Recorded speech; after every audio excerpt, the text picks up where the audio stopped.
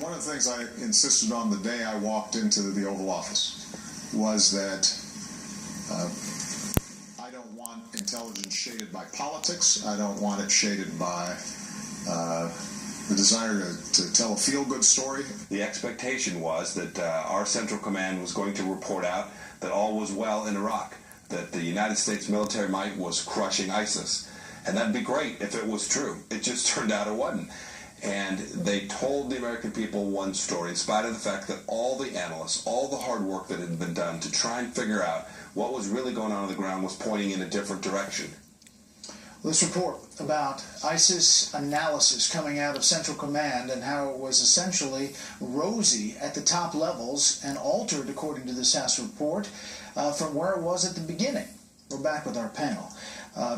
Steve, we've talked about this numerous times, but now there's a lot of interviews, a lot of data, and they say a lot of facts behind it. Confirms what we knew, but you're right. It adds to the picture. 40% of intelligence analysts that they spoke to said that at one point or another over the course of this year, they'd seen senior officials rewrite or second guess the intelligence assessments they provided, always in favor of a rosier picture of the U.S.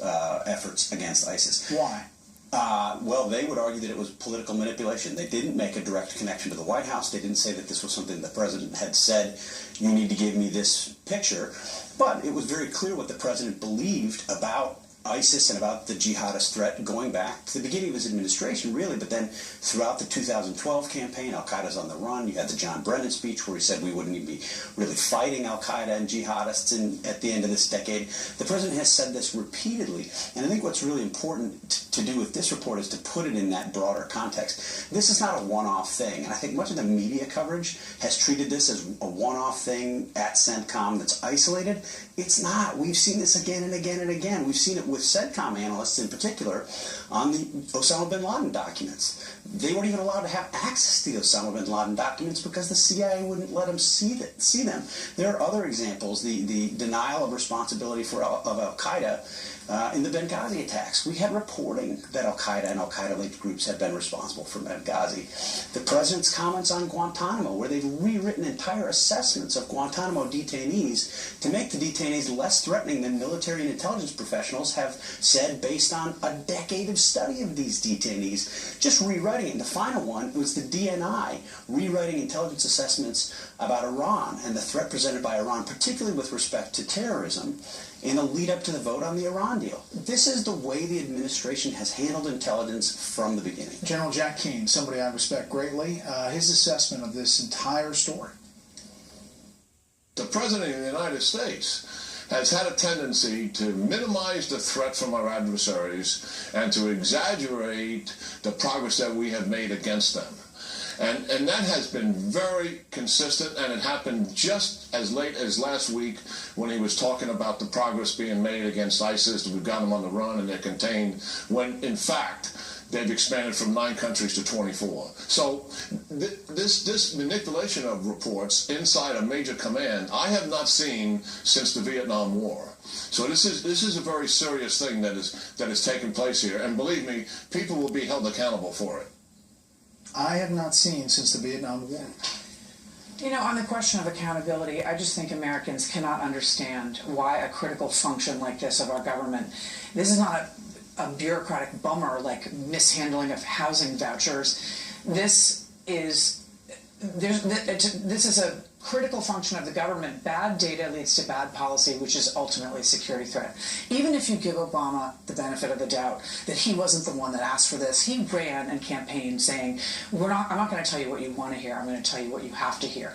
If those people aren't held accountable, they're asking for a DIA ombudsman, that's not adequate. There has to be an accountability structure that names names, fires people, and shows the American people that this is a huge threat to their security. So some 1 or 2 stars are going to lose their post, lose their job, but it's never getting to the White House. No, of course not. And I love the debate about, at what level was all of this coming from within CENTCOM. It was coming from the president. He was talking about how his the JV team, the Secretary of State, was talking about how ISIS was on the run, and that was why we were seeing these terror attacks. This president is, when he began running in 2007, he was running very much against the war, and the reason he became the Democratic nominee is because he had an unblemished record against the war. And a major plank of that argument was that the Bush administration, I'm not saying that they did, but their argument at the time was that the Bush administration had cooked the books and on weapons of mass destruction, and their slam dunk case was not a slam dunk case. They just wanted to get into war. This is no different from what he's accusing Bush of doing. Quickly, would another Republican running make a bigger deal of this than Donald Trump and Mike Pence are? Yeah, I certainly would think so. And look, I've said before, and I know it caused people to raise eyebrows, I think this is the single biggest scandal of the Obama administration. And when the history books are written about this in 20 years or 30 years or 40 years, and we see these declassified files, and we learn what was in the Osama bin Laden document cache, people will be appalled at what was withheld from intelligence analysts, the way that the books were cooked, and what the American people didn't know as they had to make important decisions about the future of the country. And the Iran deal is not going away. Those chickens will come back to roost. That is it for the panel, but stay tuned. We'll take a look at one set of polls where Democrats are clearly behind. Styled for summer at Men's Warehouse.